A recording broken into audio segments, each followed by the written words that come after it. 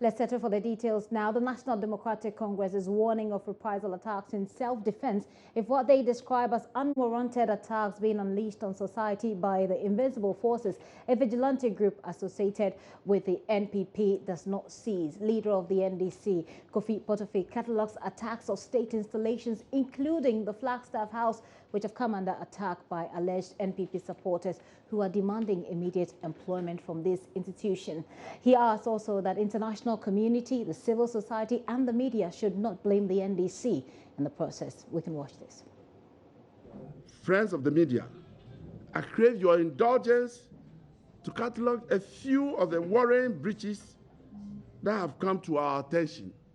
Monday, January 9th, a group of young persons numbering about 30 invaded the premises of the Ghana Ports and Harbours Authority, TEMA, and attacked management and staff and demanded to be offered immediate employment. Another noisy and indisciplined group in a convoy of 3 vehicles invaded the passport office in Accra, disrupted work and continuously intimidated staff and demanded the immediate resignation of the director, Mr. Alexander Grant in Tiakwa. The offices of NADMO Accra, the Youth Employment Agency in Tamale and Accra, the National Health Insurance offices in Tamale, and many others across the length and breadth of the country have been vandalized, and the officers subjected to threats, abuse, and physical attacks. As we speak, we have some of our supporters who are traders at Agbogboshi Market, a suburb of Accra, displaced from their market and have been sleeping at the party headquarters here to avoid being lynched by rampaging NPP hooligans. In addition to the burning of toll booths in the immediate aftermath of the election, we have also witnessed the seizure of toll booths at Adenta and Ashama, and the criminal conduct of stealing monies collected during the days of the invasion. Ladies and gentlemen, we also note with concern that the NPP constituency executives are writing letters to heads of schools to discontinue the school feeding program until further notice. We consider this act unacceptable as it represents interference by a political party in the work of a state institution and also a clear threat to law and order. We are unable to comprehend how a serving police officer, an assistant superintendent of police, head of the police detachment at the Flagstaff House, was brutally assaulted at no less a place than the Flagstaff House by Nana Akufo-Addo's goon squad, known as the Invisible Forces. The most disturbing aspect of this brutish assault on the police officer is the fact that the president and his vice were all at the seat of government when the so-called Invisible Forces meted out this bestial conduct 2 days ago. Even more horrifying is the despicable conduct of the NPP MP Forceful, personally wielding a gun and leading his thugs to attack and beat NDC supporters, including a pregnant woman. It is common knowledge that the invisible forces were used by Nana Akufo-Addo to unleash mayhem on his own party members when he was an opposition leader. Is Nana Akufo-Addo saying he is not aware of the ghoulish conduct of his invisible forces? Or is it true that we are hearing, that the invisible forces are working with the tacit approval of their boss, Nana Akufo-Addo? For how long is Nana Akufo-Addo going to support his hoodlums to unleash mayhem on innocent Ghanaians and state institutions? Nana Akufo-Addo's lack of positive and unifying leadership skills as opposition leader seriously wounded the NPP. Never should he mislead himself into believing that Ghanaians shall allow him to wound and divide this dear country of ours. The beastly conduct of Nana Akufo-Addo's invisible forces will no longer be countenanced.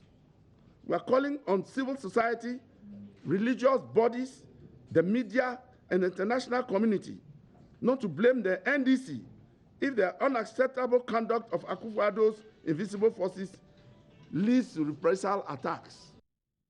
Kofi Potofei is the chairman of the NDC. He also spoke about a very controversial matter, which is about former President Mahama's accommodation. Watch this.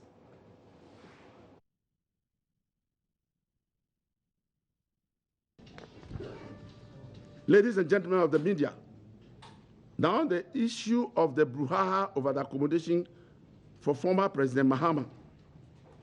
The exhibition of extreme bad faith by the NPP administration is nothing but a crude and ugly attempt to divert attention from the gross embarrassment Nana Akufo-Addo has brought upon himself and Kwame Nkrumah's Ghana via the shameful plagiarism that characterized his inaugural speech.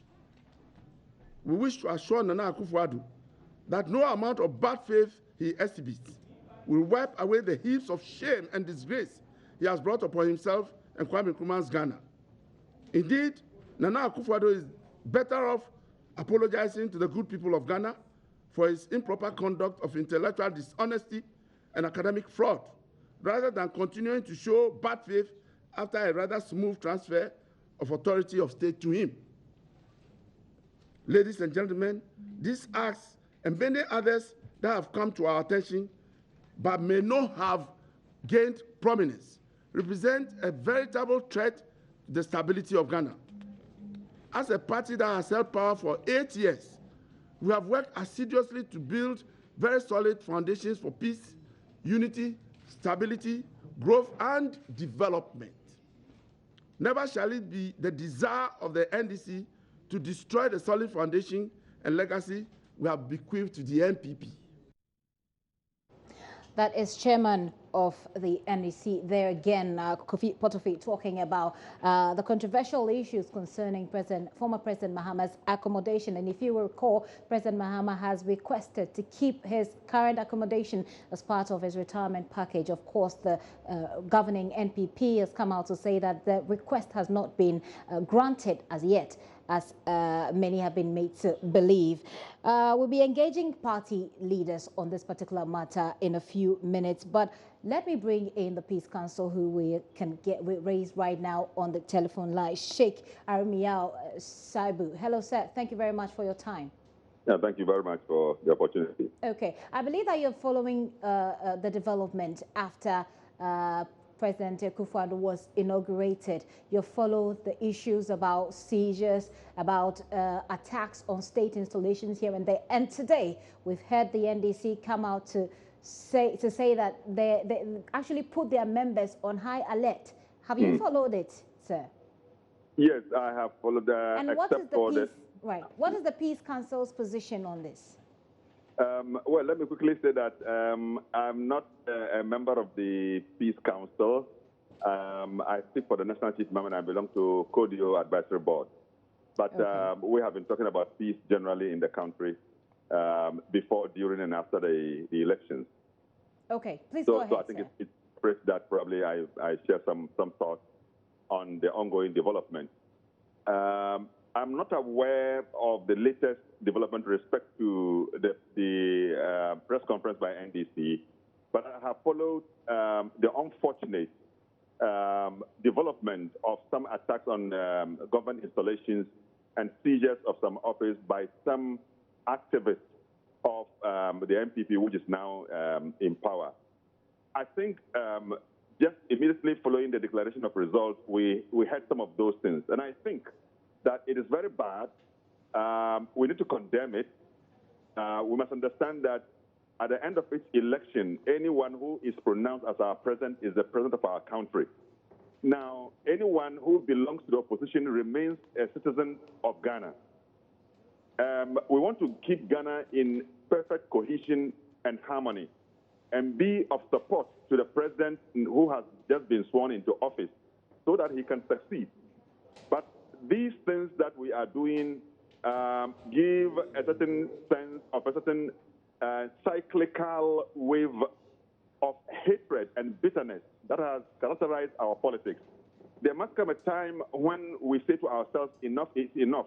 Somebody must break the cycle, and we must bring decency to bear on our politics. Okay, Sheikh, I will have to come in there and cut you, but sincere apologies, because we've had to go over to the Flagstaff House where President Akufo-Addo is addressing the media, putting out perhaps his last batch of ministerial positions. We'll probably get back to you, sir. Thank you very much for your time.